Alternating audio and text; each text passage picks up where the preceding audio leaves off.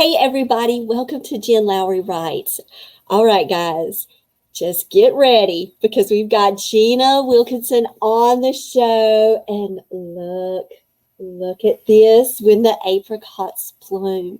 Y'all, this is an amazing 5-star love that you need to grab today. So let me tell you more about Gina. During 2 decades living and working in hot spots around the globe, Wilkinson spent more than a year in Baghdad under Saddam Hussein.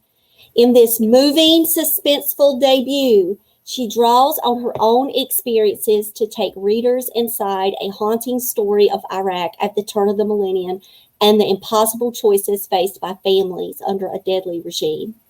When the Apricots Bloom is a story about the complexities of trust, friendship, motherhood, and betrayal. When the Apricots Bloom is a BuzzFeed most anticipated historical fiction release, a publisher's marketplace buzz book selection, and a Target book club pick, and it was a #1 new release last week when I was checking it out. Gina, thank you so much for being here on the show. Oh, thank you, Jen. Thank you for inviting me. So, this loveliness that I'm holding in my hand, that I've now told all of you guys to go and get a copy of this book. Just wow. When I finished and I placed it down, I was feeling so many emotions, like just a rush. And I got to like page 288 and I just screamed out loud. Like I just screamed and my husband is sitting there and he's watching his old sci-fi on TV and I'm reading. And I'm like, and I just can't stop. It's like a whirlwind of disaster and dread and love and heart, all wrapped up in this beautiful book. Gina, I know you've got to be like, wow, yourself, proud of this thing right here. Well, yeah, I'm very happy that after all those years of thinking about it and then all the years that it took to write it, that it's actually made it out into the world and into other people's hands because, when you're an author, there are many times, including for me, where I wondered if anyone was going to read it except my own husband. So to see it out there, finally making its way out into the real world is just so fantastic.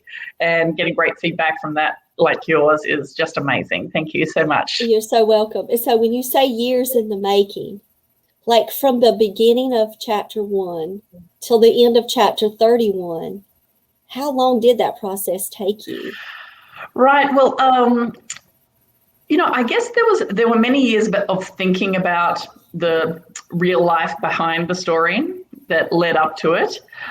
So I was living in Baghdad I arrived in 2002. My husband was working for UNICEF, the UN Children's Fund. So we moved to Baghdad. This was about a year or so before the start of the war, the Iraq War. So Saddam Hussein was still in power. And actually, when we went there, it was meant to be a very quiet posting. He was a very oppressive dictator, so nothing much happened there without his say-so. So it was very quiet. The country had been cut off by international sanctions for almost a decade, so you couldn't fly in or out. There were very, very few foreigners there.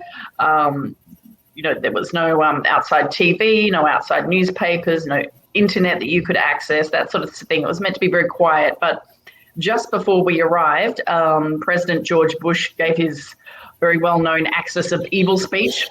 So it soon became apparent that it wasn't going to be a very quiet posting, that it was going to be actually quite volatile. But very soon after I arrived in Baghdad, I was befriended by a local woman, and I later discovered that she was an informant for the secret police and that she was reporting back on where I went and who I met and what I did. And, I want to say straight up that I don't blame her for that. In Iraq at that time, if the secret police wanted you to do something, it was very difficult for an ordinary person to say no, and she had a family to protect. So I definitely don't blame her. But, over the years, I've always wondered, was it just a job for her? Was it like an unpleasant duty that she had to perform, or were we also friends in a way? And so I'd been thinking about that question, for many years before I started writing this book. And so I started with the scene, trying to imagine what someone like her, similar to her, would have felt. So I created this character of a secretary at a foreign embassy, and I start the book with the moment that the secret police come to her door, knocking on her door and demanding that she spy on her boss's wife, or else they're going to conscript her son into a militia that's run by Uday Hussein. So that was when I started writing with that scene. And then I think it would have taken me, almost 3 years to write it, I think. I moved countries at that time. I was living in Thailand when I started writing the book. And so we moved to just out on the outskirts of Washington, D.C. in Maryland, a place called Tacoma Park, just after I started writing. So that sort of interrupted the process. Then I had to get my 2 boys settled and embarked on renovating a house and, all those sort of things that take you away from your writing. And so I would say in all, it probably took about 3 years to write it, from, the very first time I started writing it to, saying, okay, it's done. But yeah, many, many years of thinking and about it, or the situation that inspired it leading up to it. And then even with all of the transition and change that you had to face with the moves and the renovations and the settling in with your family, the story would not let you go. Yeah, that's right. Well, that was a very, that whole period in Iraq was really quite life-changing for me. I feel when I left, I was definitely a different person. Also when I was there for the last year of Saddam Hussein, and then I worked as a journalist for the first year of the Iraq War. And it was a very violent and dangerous time. And I had several close friends who were killed, and my former workplace was destroyed in a suicide bombing and things like that. So it was a really hard time. And, when in the lead up to the war, I'm not like a pro-war person at all, but the country was so oppressed and life was so difficult that I thought, well, in this case, maybe it will end up being for the better. But, it didn't really, not that Saddam Hussein is, was good in any way at all, but afterwards it was just so violent and even more dangerous. So it was hard to, be there and, like my Iraqi friends, sort of hoping that the situation would improve, but it didn't really improve afterwards. In fact, I would say it became more dangerous afterwards, after Saddam was ousted. So it was a really hard time. And I think I went in, I was just 30 years old when I went into Baghdad. So I was quite young. And even though my work as a journalist had shown me that, bad things can happen to good people, that good people can make bad mistakes, I guess, when you're young, you can see these things and understand these things intellectually, but in your heart, you think it's not going to happen to you, that you're covered in Teflon in some way, that you're going to be okay and you're not going to be impacted by these things. And I guess in Baghdad, I learned that that's not always true. But, I'm still very grateful for the time that I had there, because the friends that I made in Iraq, I still have today, 20 years later, even though for a long time, we couldn't even communicate by email or phone, but we are still close friends. 3 of my Iraqi friends in particular read my entire manuscript, checking everything for me. And another one of my good friends, she's an artist, and there's a lot in the story about the artistic community, which I'm sure we'll get to. She is always supporting me, and she's on Instagram now. So, she's always messaging me and stuff like that, and also providing inspiration through her own work. But, my Iraqi friends were very inspiring. And I feel lucky to have them in my life because they're such resilient people, and they helped me get through the tough times. They had been through such tough times, but they never got bitter. They didn't get cynical. They always kept going. They are real survivors. And when I was really down, they would lift me up. So for that, that's also part of the inspiration of my book. I wanted to show the strength, particularly of the Iraqi women that I knew there, and just their ability to keep going no matter what, and to rise above it, really. And so your three characters that we focus on in the story, if I had to pick one, it would be so hard for me. One, you have, Allie, she's in there, and she's all about just naive, not actually understanding the current that is pulling her. She has no clue about the riptide around her. So she has this just mission to do. She wants to find answers.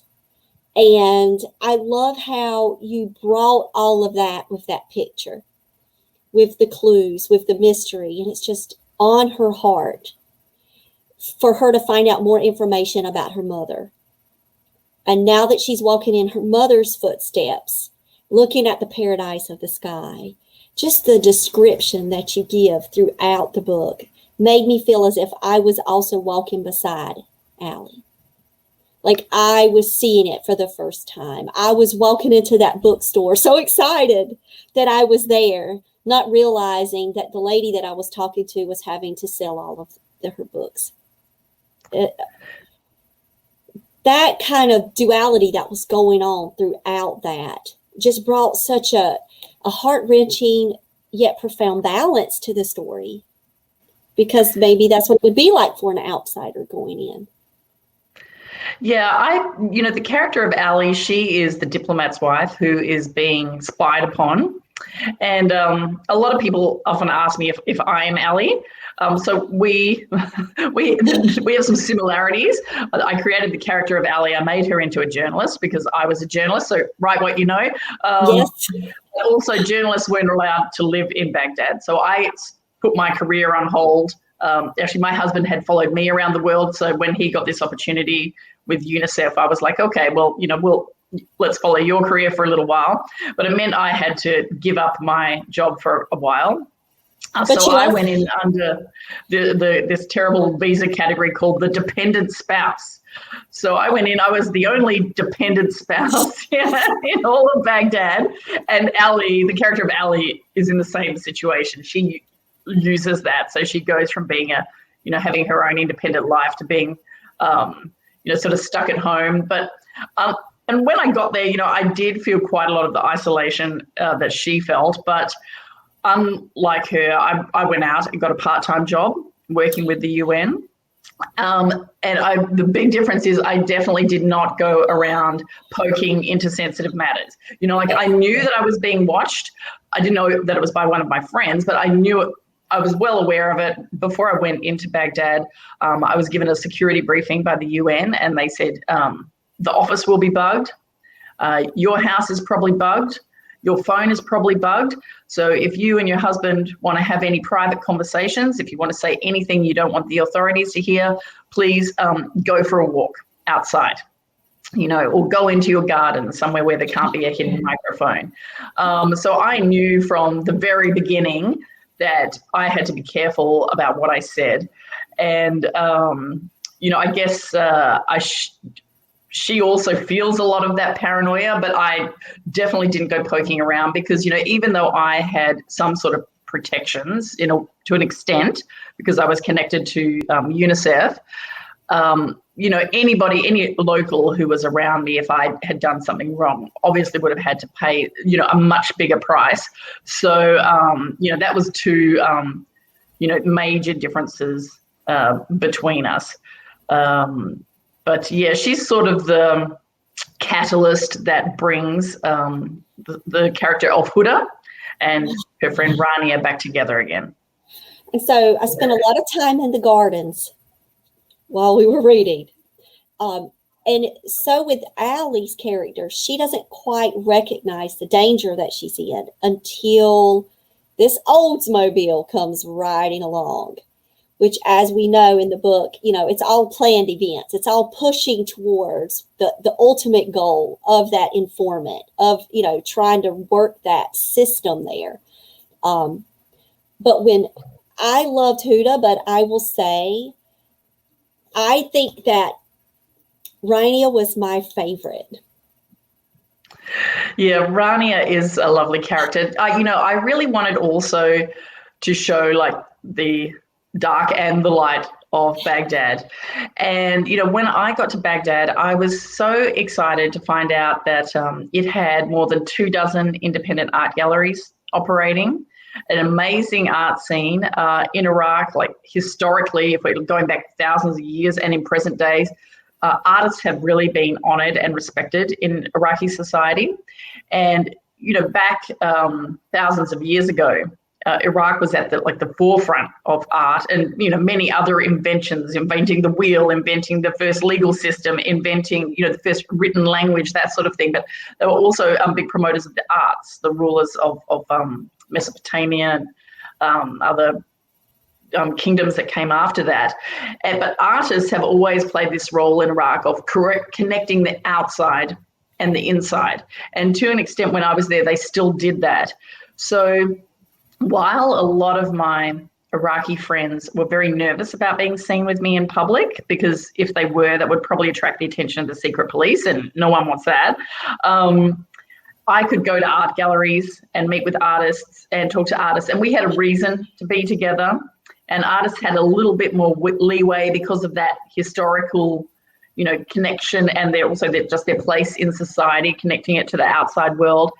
And so that for me was just fantastic to have access to that artistic community. So that's why I created the character of Rania, who is an artist, art gallery owner. I actually modeled her art gallery after a real art gallery that I used to go to quite a lot, which is run by not her, by a man, not a woman, but by creation. So I wanted to bring in that other side of Baghdad that, people I think would have very little idea about it if they just based their ideas on, what we saw on our TVs and read in the newspaper during the Iraq War. That's mostly the image that people have of Iraq and Baghdad. But of course, it's much more than just that. And it had some wonderful aspects to it. And, you could find any sort of art there, classical art, modern art, impressionist, you name it, all different forms of arts, a lot of sculpting. And that was just a real lifesaver for me to have somewhere that I could go, and I went there frequently. And you mentioned the first scene where Ali meets Rania, the art gallery owner. And I set that as another of my all-time favorite spots in Baghdad, which is also very popular with artists and writers especially. It's Mutanabi Book Market, just an amazing place. If anybody's listening out there, Google it. I think the Smithsonian actually has a exhibition on Mutanabi Street. It is this beautiful Ottoman era walking street with all these old buildings, and there are books as far as you can see, beautiful engraved Qurans, rare books, paperbacks, books of all sorts of languages just everywhere. And you go down these little arcades and little alleys, and there's all these bookstores with books going up to the roof, and you can smell the pages and you can smell the ink. And that's where I introduced the character of Rania, who, as you said, she is selling off the last of her grandfather's once great library. So she comes from a very sort of aristocratic background. She's the Sheikh's granddaughter. But, since Saddam Hussein came to power, the traditional structures had been destroyed, and her family had lost all its land and power. Mostly, but she herself is really in hard times. So she's selling off the last of her grandfather's book collection. And that is when her and Ali first meet.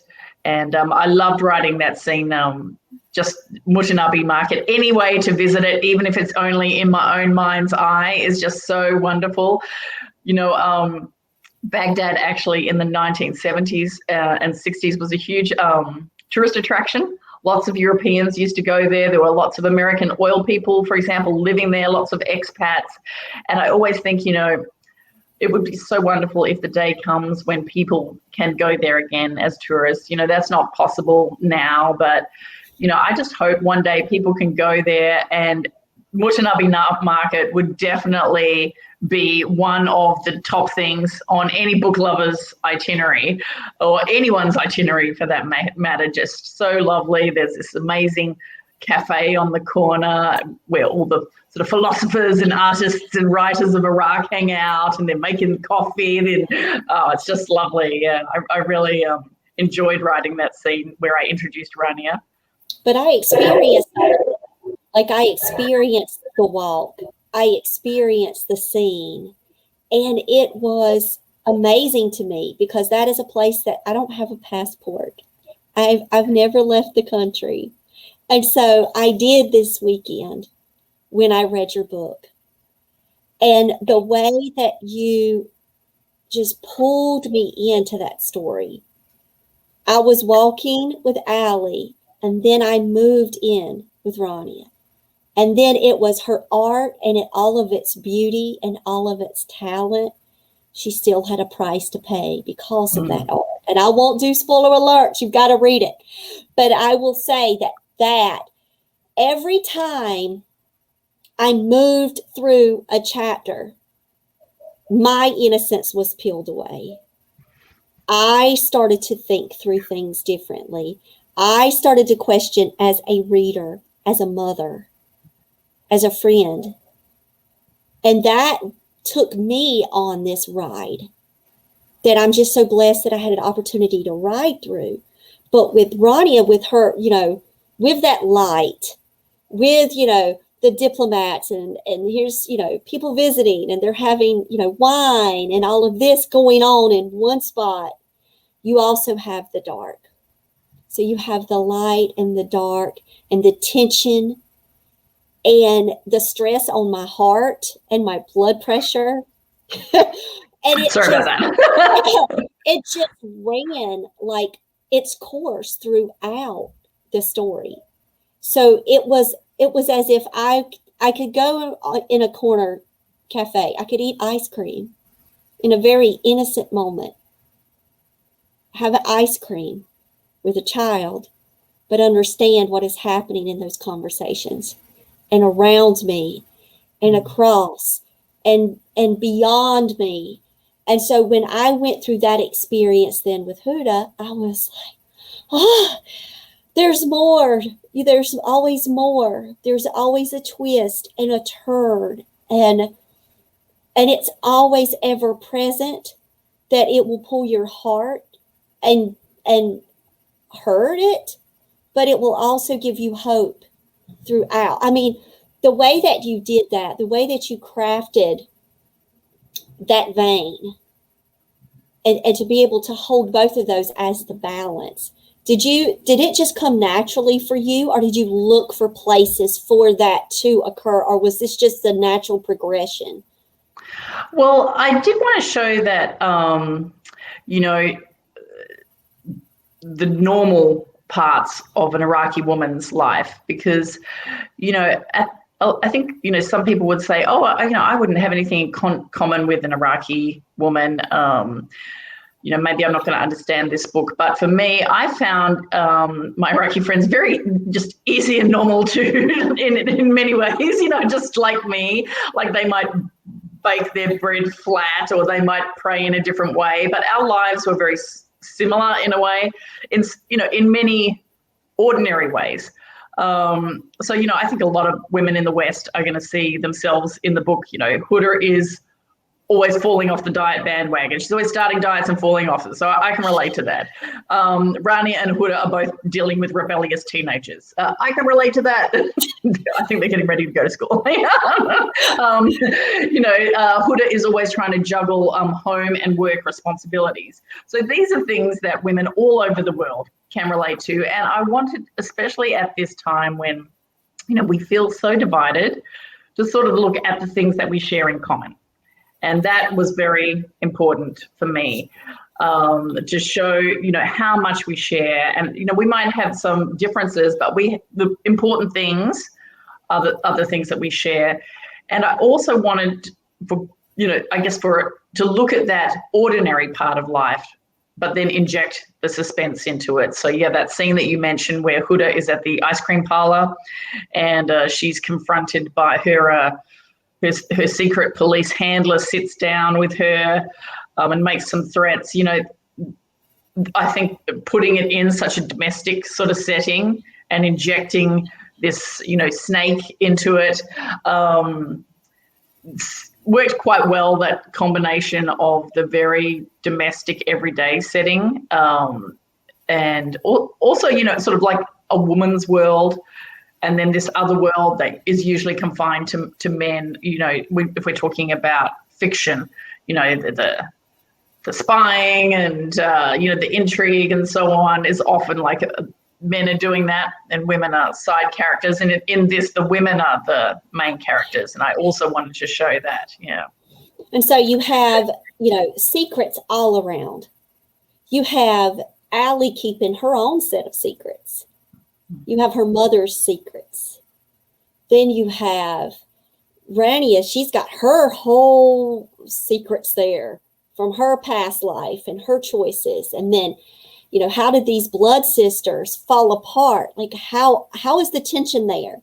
So so stop me. I'm trying not to do a spoiler alert, but it was so well crafted because, you introduce the blood oath, and that for generations to come, we will have sorrow for our generations if we break this blood oath.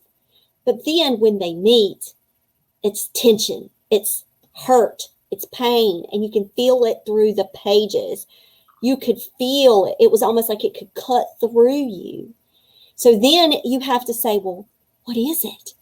What could have done this thing? How can friendships be severed and broken or placed and put together and weaves around? And so you're building that suspense on many different levels. And then at the end, when of course, with resolution, is it ever resolved? I want more. It's almost like, are you going to write a short story to go for like a reader magnet? So we can kind of get a little bit more later to see like 5 years later or so. But it's just how you put it all together. It's just a tapestry of it all comes together.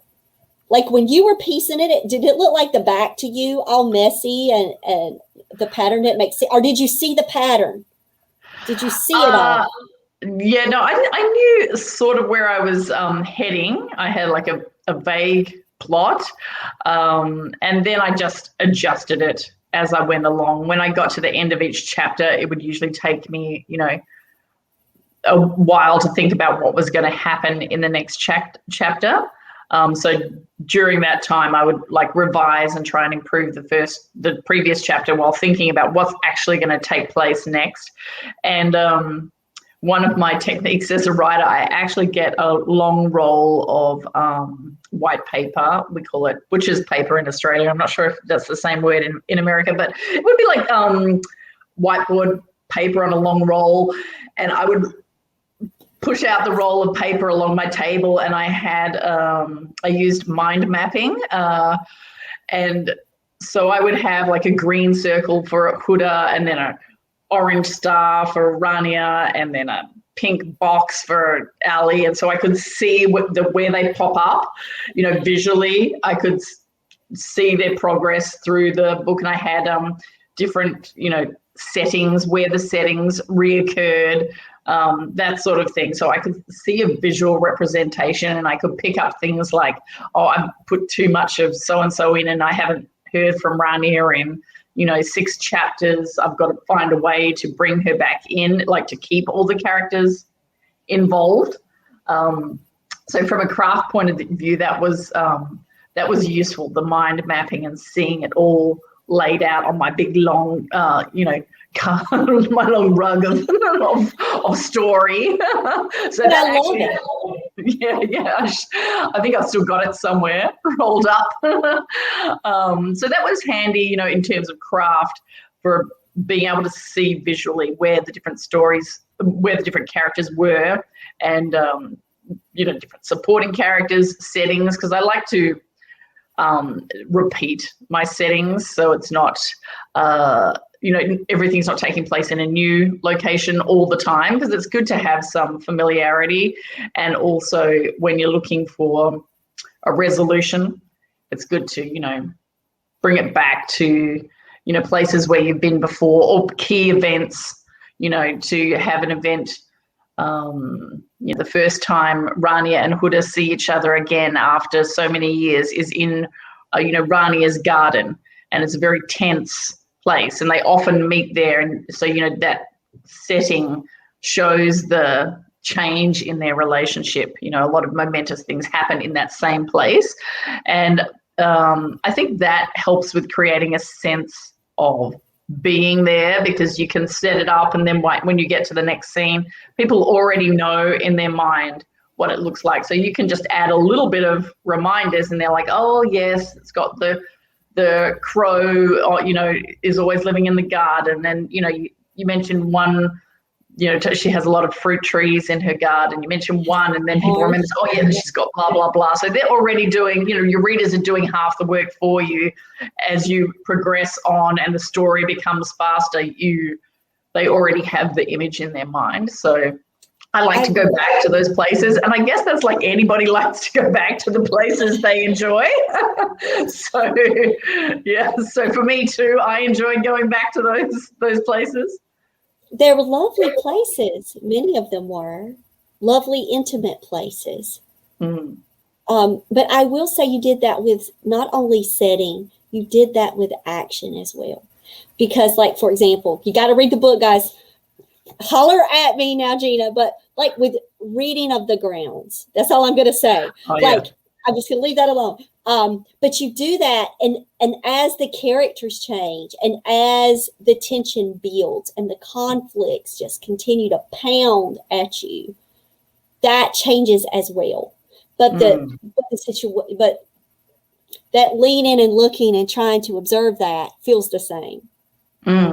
Yeah, I love that. That was when I lived in Baghdad. It was quite common for someone at your table, if you're having coffee, someone would say, oh, I'll read your future. And they'd get your coffee cup after you finish drinking it, and they make you put it upside down. You have to let it sit there while it sort of dries for a few minutes, and then you have to swirl it, turn it, flip it, and then they look at the coffee grounds in your saucer and inside your cup, what's left in your cup. And because Iraqis have a little espresso, and it's very thick, so quite often there's coffee grounds at the bottom, and then they tell you what they predict for your life. They do fortune telling. And a few of my friends just did that. If they had a few minutes, they'd be like, oh, I'll read your fortune. And, I don't think they particularly thought themselves were fortune tellers, but maybe they knew what to look for. So that was actually one of the crazy things that writers always go down the research rabbit hole. So I, researched all the normal things you would expect for that book. Got a lot of help from my Iraqi friends for research, but I also just went down the rabbit hole, finding out how do you actually read the coffee grounds, getting a like encyclopedia of what the different squiggles mean. So when I put them in, it's semi-accurate representation of what someone who really knows what they were doing would see in that space. And a lot of time spent researching things like that. But that actually was one of the more interesting, little rabbit holes that I went down, the whole reading of the coffee grounds. But I looked at things like crop reports to make sure I had the right sort of crops growing in the field, forestry reports to make sure I had the right trees, bird reports, a lot of, bird surveys to find out which bird would be where at what time, and, trying to get all those details right. I guess that's the journalist in me. Trying to get the facts right, but not let the facts take over. I guess that was the challenge, to make sure the story was the main thing, and that it didn't turn into a news report. So as soon as you started talking about those details, as soon as you started talking about crops, birds, tides, I'm thinking journalism. That's it. So I was going to ask you about that. Like, how much did that play? How heavily influenced were you when you then moved from a journalistic reporting to writing fiction? How was that switch for you? And what did you find as like carried over? And then what was a challenge? Yeah, I would say there were pros and cons to my journalism, my past as a journalist. Being a journalist it helps you take notice of the details. And that's very important. Like, the small details are things that I think make or break a story in a way, that give it that sense of authenticity. I also had research skills. I had a lot of experience, interviewing people, so I wasn't afraid to ask questions. And also in my own life, especially in that period after the war, I was able to go and meet people and ask questions that I wasn't able to ask under Saddam Hussein. And so that was a real privilege, for me. So I could use my past work as something to refer to. I worked in radio, so I had a lot of radio tapes, so I could listen to sounds and stories. But on the other hand, I also really had to learn to sort of retrain myself, because in journalism, it's all facts, facts, facts. And I actually found that on occasion, I try and put something from real life in the story. And, there are quite a lot of real life things sprinkled throughout, but quite often I'd think, I'm going to put in X, Y, Z that happened to me. And I'd put it in there and I'd be like, that looks so unbelievable. And no one is going to believe that happened. And, in a way, real life is so much messier than fiction. People can act completely out of character, especially if we're talking about when you're under extreme stress, like the characters in this novel, or living in Iraq in reality. People who are very meek can suddenly become very brave. People who are highly ethical can make mistakes that seem completely out of character. But you can't do that in a novel. If you did that, people would be like, what is my character doing that? That doesn't make sense. You have to lay the clues at least, even if they're sort of hidden clues, they've got to be there. So I had to sort of, in a way, learn to let go of that obsession with what actually happened and get creative. And some very wise person, I can't remember who it is off the top of my head, but they said something like, fiction is the lie through which we reveal the truth, or something like that. So that's what I was, had to learn to do, because in real life, you don't get answers for the things often that you really want to know. I know from my own situation, I didn't ask some questions that I wanted to ask because I was too nervous, or I didn't want to hear the answer, or some other factor. So, in a novel, you can explore things that in real life you probably wouldn't. And, one thing we don't get as a journalist is we can observe, but we can't be inside somebody's head. And that's where fiction is so important. You really get the chance to look at things from someone else's point of view. And that's one thing I wanted to do in this book, because, when I tell friends and family and people I meet, I was befriended by a woman and turned out she was an informant for the secret police, people are usually like, oh my gosh, that's awful, but if you read this book and you think about someone in the character Huda's situation, you'll probably think, well, I'm not sure if I would have done it differently. What would I have done? And I wanted to create an experience where people are put in that situation where they have to do something against their own ethics, and think about how would you respond yourself? Would you give in straight away? Would you resist? How would you resist? Where are you going to draw the line? That sort of experience. So that was something that I was trying to inject into it, that feeling of being inside someone else's, in someone else's shoes. And as a journalist, that's not really possible. You can only observe and go on what they tell you. And as I showed in that book, there's a lot of things that people aren't talking about. And that was, one of the overarching experiences of my time under Saddam Hussein. His face was everywhere. There were billboards, there were statues, there were murals, absolutely everywhere. And in fact, Ali has a big billboard outside her house, and she often looks outside and sees Saddam. He's on the telephone. She feels like he's watching her, and that is modeled on the billboard that was outside my house. I would often look through the window and look at Saddam Hussein. And at that time, there was a saying that there were 5 million statues in Baghdad of Saddam Hussein, one to look after, to look over each of the 5 million people living in the city. And you really felt like that, and you had to be very, very careful about what you said, because someone might be a secret police informer, your phone might be tapped. So a lot of things did go unsaid. Even the name Saddam Hussein was completely taboo. People did not say that out loud because they were worried that it would attract the attention of the secret police.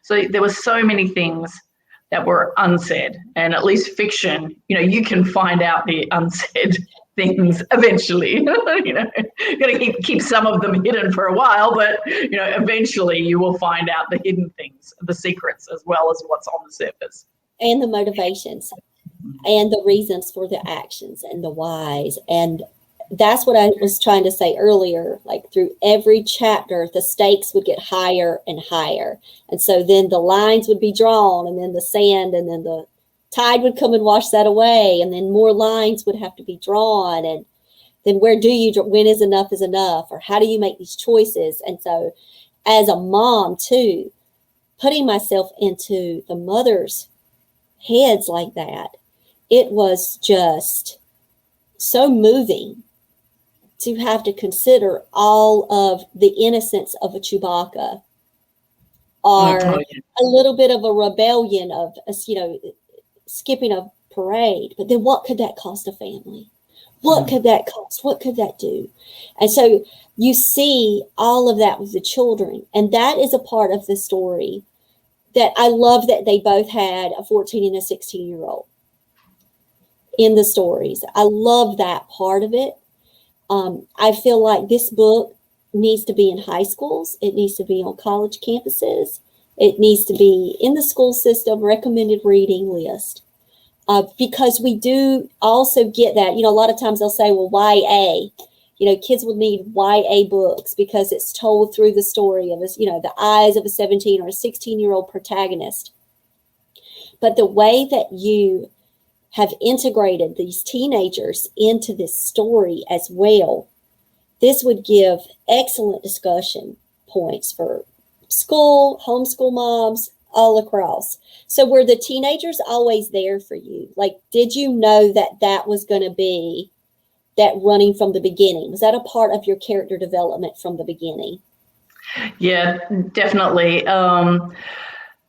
I think for individuals, when you're put in a situation that is, really goes against your own morals, it's easier to take a stand than if you're a mother, and if you don't go along with it, they're going to harm your child. Then you almost have no choice. I can't imagine anybody's going to say, okay, well, I'm going to resist, even if it means my teenage son is going to end up in a terrible militia, or, so it sort of forces their hand. And, also, I wanted to explore those issues of, when as kids grow up, they learn more and more about what's happening in the family, any family secrets, your kids are going to eventually find out about them. And, when I was living in Iraq, I didn't have any children at that time. But I always wondered, like, how do their kids feel about this? Have they just been trained from an very early time, don't say anything? But that's not the nature of teenagers. Teenagers don't take kindly to being told, be quiet, don't say what you want, although some of them just don't talk at all. But, so how do you, when they're younger, you can probably, in a way, they don't need to know what's going on, in the outside world. It's not going to impact them. But as soon as they get older, they also have to learn to toe the line in a repressive society like that, not to speak out, not to complain about the government, to avoid certain places so you don't come in contact with members of the regime, that sort of thing. And children, part of growing up is becoming more rebellious against all levels of authority. But in Iraq, rebellion against authority would have, such more heavy consequences. So, it was very important for me to put the teenagers into that story. And also, a lot of my friends in Iraq did have children, teenage children, or children who were going into the teenage years. And, I think it was very hard for them, wondering about their kids' futures and what was going to happen to them, because I think one thing that I do show in the book is that Iraqis are real patriots. Americans are real patriots, and Iraqis are also real patriots. And, I think many of my friends, they often, talked about the past as if it was still present, like the great past of Iraq, especially that period in the 1960s and 70s, which I often flash back to through Ali's mum, who was working there as a nurse during that period. And the golden years, it's called, when Baghdad was, the most cosmopolitan city in the Middle East, lots of tourists, lots of expats, cafes, restaurants, beautiful river Tigris running through the middle. And, I think a lot of Iraqis talked about that period often because it was so hard to look at what the present was. And also they didn't want to give up on that. They loved their country, and they still hoped, that it could go back to the golden years. And I think that was something that kept them going, this sense of loving their country, not wanting to abandon their country. A lot of my friends were doctors, engineers, teachers, essential workers, So they were like, we have to stay, and we have to keep hoping things will get better because, our country needs us. And so they felt a real sense of duty to their fellow Iraqis, and to, just the history of Iraq. And that, of course, meant their children were also there. And I think that was something that many of them struggled with, their sense of loyalty to their country and their community, not the government, but to their country and their society, and their loyalty and their need to protect their children. I think that was something that they really struggled with, and I tried to also inject that into the book. And I think you'll see quite a lot of that, that the difficulties they go through in reconciling, these different and very strong loyalties. And you do that so well. You paint that mural so well with each chapter. You understand more of, why they stay, or why they make the choices to do the next steps. And it's just a beautiful mural. Mm-hmm. When you walk away from the book, this is a book that's going to stay with me. Thank you. This is, there are a few books in my life where, and I don't know if you know Kate DiCamillo, she's my favorite author, and she writes middle grades, early readers. And there's something about just the purity and the love and just the honesty within her books that, like, I told her that it's like fingerprints on my heart. And your book does that. It's like I have your fingerprint there, because it is just a place that I would have never expected to go in the middle of 31 chapters, that I will never forget that I went there. Oh, thank you. Like it is truly, and I could say 5-star, 500-star. I mean, the reviews are there. You've been receiving such great praise for the book. But just as a simple reader as me, I will say that it is a book that we all need, and it is a cherished book. Oh, thank you, Jen. That is so nice to hear. Yeah, you know, when you are writing, you just never know if anyone's ever going to read it. And it has gotten such, good reaction. When I hear people like you saying stuff like that, I feel, so great. And also just so happy to get a different view or understanding of Iraq and Iraqi women out there. My Iraqi friends were such a huge encouragement while I was writing this book, and they were like, yes, please do it, Gina. You know us, and please tell our stories. And I feel for them, that often they don't see themselves reflected in the media coverage, or whatever. The overwhelming stereotype of Iraq is not what they experienced. And that for me was, really encouraging. And I felt a real responsibility to try and, get the details right and make sure that it was, a real reflection of what was going on. And, I think I mentioned before, I really was inspired by my Iraqi women friends in particular. And I really hoped that came through in the book, because they were such warm and lovely people and so resilient. They never gave up, and that was something that I wanted to pay tribute to, because they went through a lot, and to come out the other side still going, still supportive and warm, lovely people.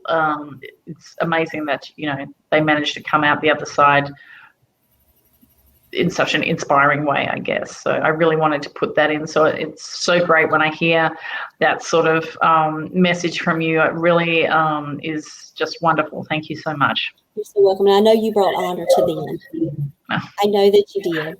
Yeah. I want to just thank you so much for spending this time with me today and sharing in the love. Guys, in the Apricots Bloom, look at it. Just sharing in this love, and you're talking about your process. You gave great tips along the way. So, guys, just share out this podcast with your friends, but also next time you're looking for a book to read, this one should be on your list. Seriously, Gina, thank you so much. Oh, thank you, Jen. It was my pleasure, and thank you very much for having me. I love talking to you. Thank you. All right, guys, I will talk with y'all.